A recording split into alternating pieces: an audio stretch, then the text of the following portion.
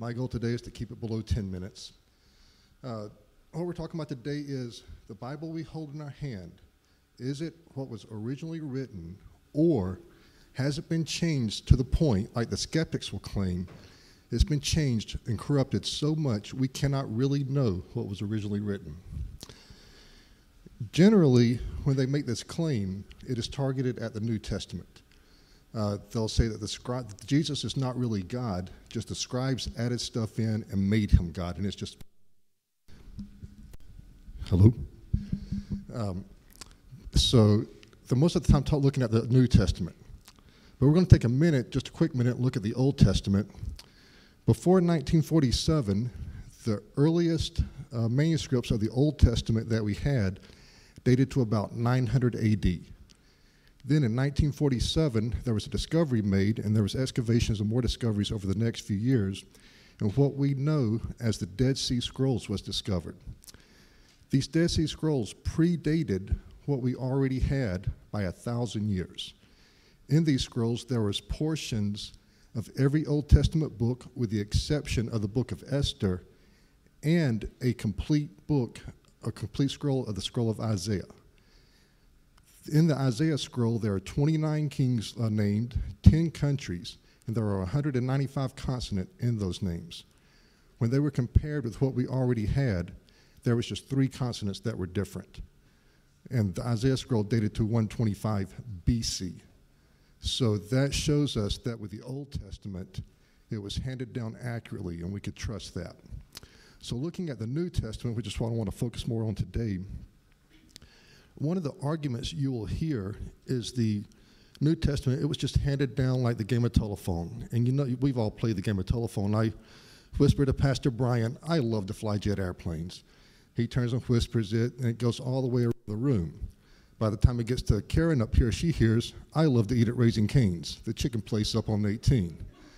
You know, a couple of problems with that argument is, one, in that game, someone is trying to mess up what's being said, so it can't be trusted. 2, that is not how the New Testament was handed down. The New Testament was a written document. And when the scribes copied it, they were very diligent to try to make sure what they were copying was accurate. So let's look at an illustration to show us, and this is going to be oversimplified, I know, but let's look at a simple illustration to show how we got our New Testament. Let's say one Sunday morning we're sitting here and Pastor Brian just gets done with his announcements, and when he does, someone steps in the back of the church and says, excuse me, I'm sorry for interrupting, but for this illustration, let's just say the Apostle Paul, he's still alive today. So he says, excuse me, I'm sorry for interrupting. I'm on my way home. I've just been up to Calvary Chapel in Cincinnati. They've just received a new letter from the Apostle Paul. I would let you copy my copy, but I'm in a hurry to get back to my church so I can share what's been written. And when I say copy in this illustration, I am talking about an old-fashioned pen and ink handwritten copy.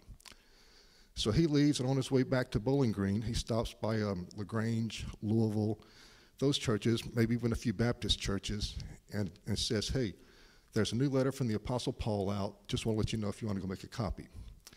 So, of course, we want a copy. So, Steve, you're a faithful and trustworthy servant of the Lord. Will you go make a copy of this letter for us? So he goes up and he handwrites out a copy of this letter. While he's up there, he notices there are people from the other churches there as well making handwritten copies of these letters, of this letter. So he brings it back and we start reading the letter. Pastor Brian and fellow servants of the Lord at Cincinnati, I, the Apostle Paul, write to you today. And we read through the letter. We like the letter. Pastor Brian's like, you know, Calvary Chapel down in Williamstown, and I know a few other churches that we need to make a copy of this letter and send it to. Brian, we know that you are also a faithful and trusted servant of the Lord, and you have vacation this week. Would you mind copying these letters for us so we could send them out to these other churches? Well, while he is doing that, the other churches that receive letters are also making handwritten copies of this letter. So these letters, they make their way out. They make their way down into Georgia, down into the Carolinas. Some even make their way all the way out to California. The letters that were copied from the original letter, they would be called first-generation letters. Letters that were copied from those would be second generation, and so forth. So if we take the original letter, completely destroy it, take the first generation letters, completely destroy them, destroy most of the second generation letters, and some of the third, and some of each following generation letters, we take and destroy several of these letters. Can we take the remaining letters and compare them to see what the original letter said?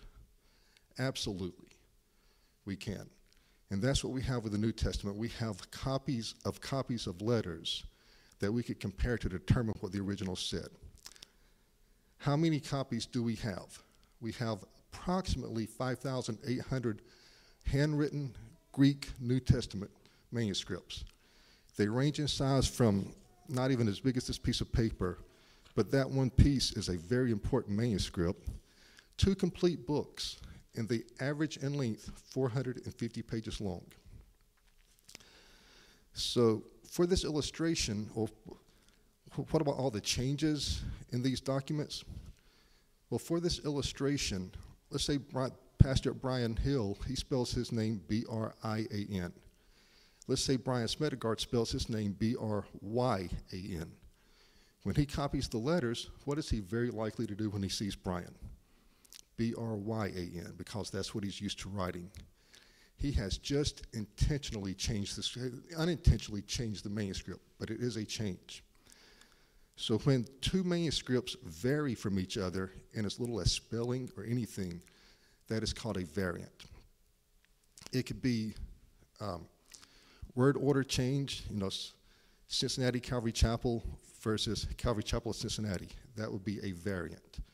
It could be there are manuscripts where scribes will copy down, looked, and recopied down the same thing. So these things are not changing the meaning of the text. They're really not changing anything at all. It's just anytime two manuscripts do not identically match up perfectly to the letter, it's considered a variant. So how many variants are there? First of all, before we mention that, know there are approximately 140,000 Greek words in the New Testament. Of the variants, there are approximately 400,000 to 500,000 variants. That sounds like a big number, but when you look at it, most of them have no effect on the meaning of the text. In the Greek, the phrase "John loves Mary" can be written 1,000 different ways in the Greek and still be translated to the English, "John loves Mary." So when you start thinking like that, things can change in the Greek, but not change the meaning of what we see.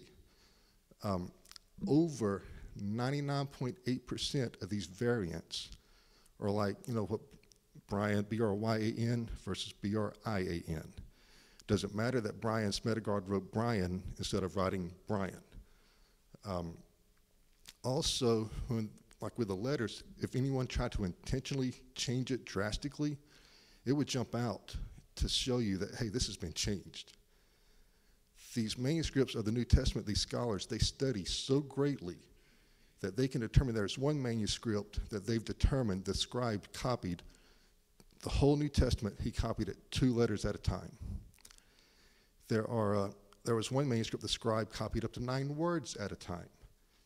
They could study these manuscripts and see at what point in the text the scribe stopped for the day based on the errors he's making. So these texts are studied greatly, and they put together, from all the study, they put together a Greek New Testament manuscript, and that is the manuscript our modern Bibles are based off of. So I said it was 99.5% has no effect on the text. What about the other 0.5%?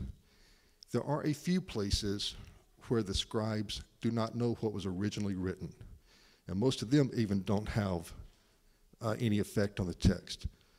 For example, there's places where they don't know if the original said the Lord or if the original said Jesus. It is referring to Jesus, but they just don't know if the original writing said Lord or Jesus. There's a place that it affects practice a little bit, and they really don't know what the original writing said, but it doesn't really affect much. It is the passage where the disciples, when they are trying to cast out the demon and they were unable to, Jesus said, this kind can only be cast out by, he either said by prayer, or he said by prayer and fasting. The scholars don't really know which one he said. They know it was one of those two, but they don't know which one. But overall, what does it affect? It doesn't affect the fact that God became man, and died for our sins and rose again on the third day. It just affects, if you're going to cast a demon out of someone, you might want to fast as well, just to make sure you're covered.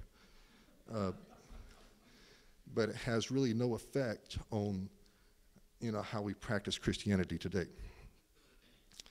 So, with all the arguments of the scribes maliciously changing the text, it's been so corrupted we can't know. There is a scholar. He is a textual Greek scholar. His name is Bart Ehrman. Yeah, Boo is right. Bart Ehrman, he is a textual scholar. He is professor of New Testament religious studies at the University of North Carolina, Chapel Hill. He is also an agnostic atheist. He has written 30 books on why we can't trust our New Testament. One of the books he titled Misquoting Jesus.